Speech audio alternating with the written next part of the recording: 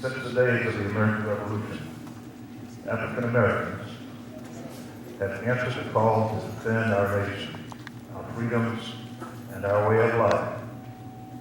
This is all the more remarkable when you consider that for most of America's history, African Americans realized very little freedom. Yet in every conflict, every war, every time that our nation needed us, we were there. Here in the Washington area, there are many memorials and monuments to the dedication and sacrifices veterans have made throughout American history.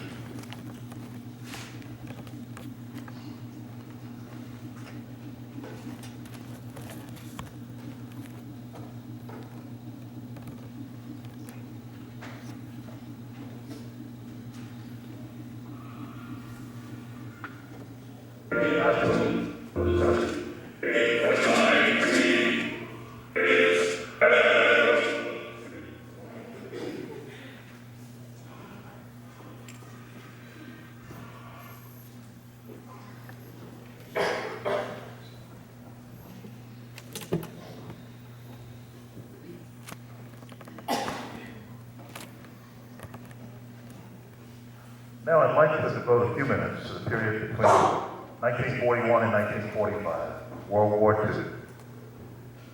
This was the last time in the United States history where the Congress declared war. It also ushered in the beginning of the end of legal segregation in America. It was a period when the entire nation was mobilized for war, not just those who wore the uniform, but American industry was devoted to the war effort. Automobile plants began to make tanks, shipyards built the ships within a month, and airplane factories rolled out hundreds of aircraft every month. Families collected scrap iron and metal to be used in factories. Our nation sold war bonds to everyday Americans to raise money to help pay for the war effort.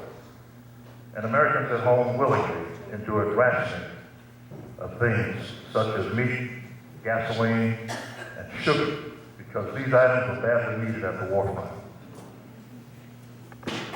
For most families, one of two flags would hang in the window at home. The Blue Star flag indicated the family had a service member serving during the war.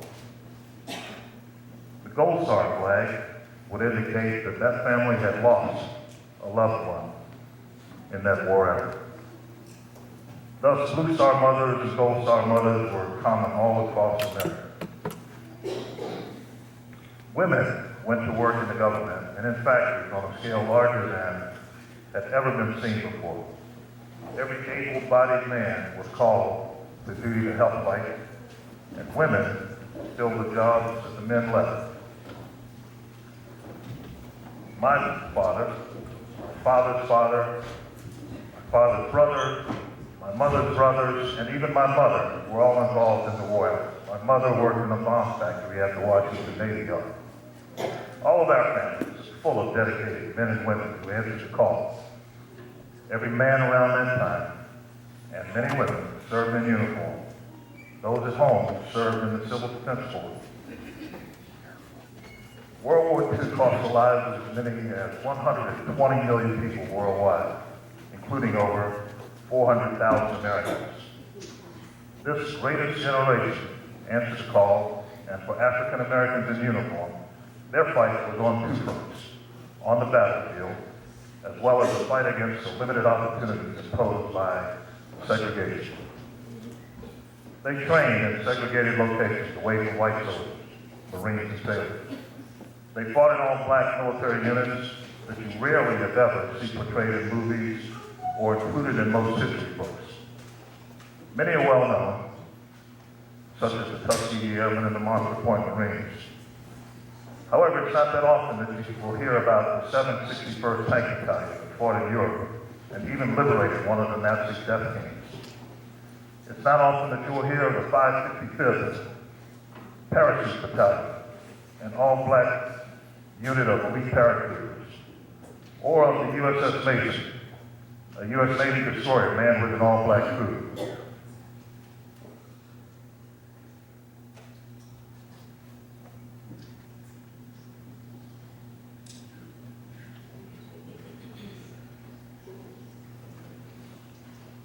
Many of the leaders in the services believed that there would be riots if black soldiers or sailors or Marines served alongside white soldiers or sailors or Marines.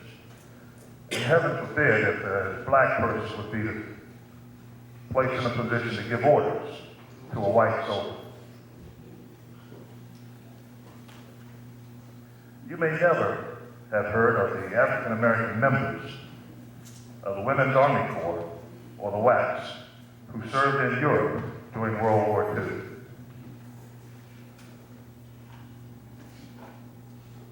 The 68th, 88th Postal Battalion of African American women served over in the European theater during World War II.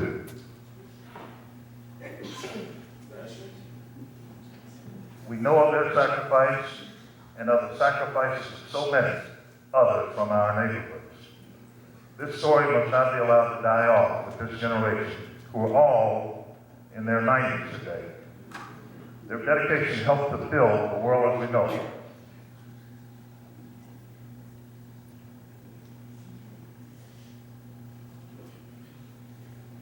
Now, when they returned home after the war, they built the great nation we know today, taking advantage of educational and training opportunities. These veterans became the pillars of our local communities. They were the leaders in local politics, leaders in business, and teachers in our schools. Right now, I'd like to give a few examples of people you may not have heard of, but who are from right here in our local area. Major Andrew Turner grew up in Deanwood, attended Deanwood Elementary School, and was a member of the First Baptist Church of Deanwood. He commanded the 100 Fighter Squadron within the Tuskegee Airmen. General Benjamin O. Davis Jr. graduated from Washington, D.C. Central High School and went on to command the Tuskegee Airmen. He would become the first African-American general in the U.S. Air Force.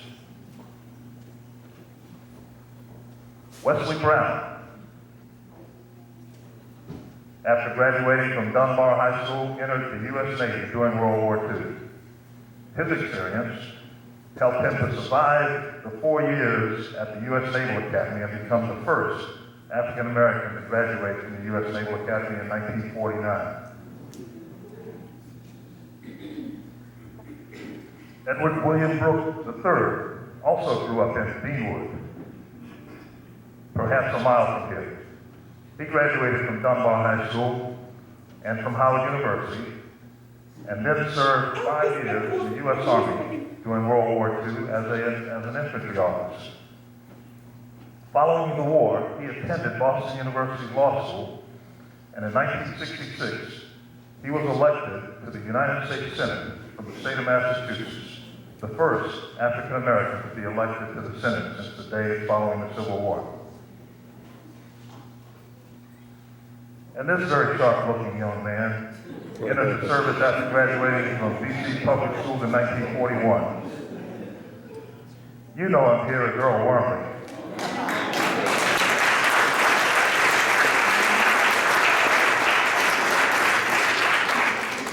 But the U.S. Navy knew him as Master Diver Wormley, man of honor. Today we have a few Blue Star mothers here at Pontee. U.S. Air Force Airman Maurice Spencer arrived in Afghanistan 6 days ago.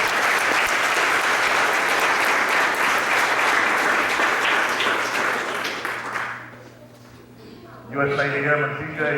Wilson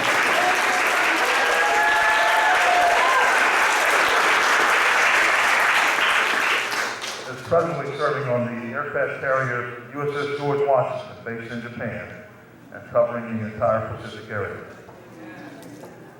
Seaman Juan Rosa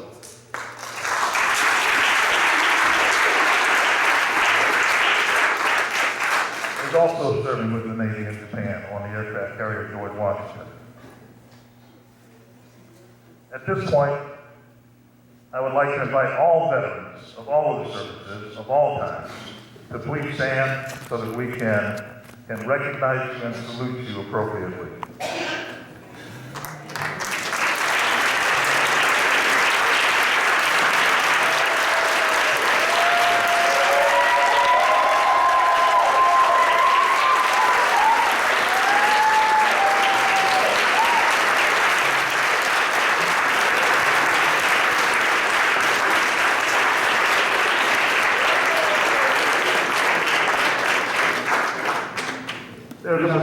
assumption amongst many who think that those who wear uniforms just carry guns and blow things up.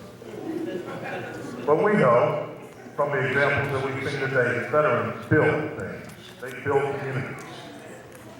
And the crop of veterans today will build the America of the future.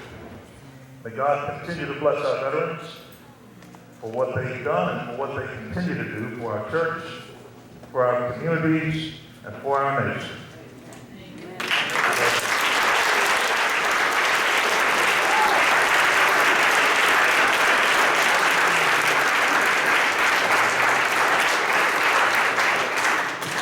We are indeed a stronger, more blessed nation by your service. Amen? Amen. And God bless you, and God continue to bless you for the way you serve and for the way you continue to serve your nation. Just because you don't have on uniform doesn't mean that you don't serve. And I think Sister Angie Bryan was out in the lobby pinning people with something, so if you were left out, please see her. Stand, Angela. She stepped back up there. So if you didn't get pinned and Angie just missed you by chance, please see her so that she can give you a pin. Amen.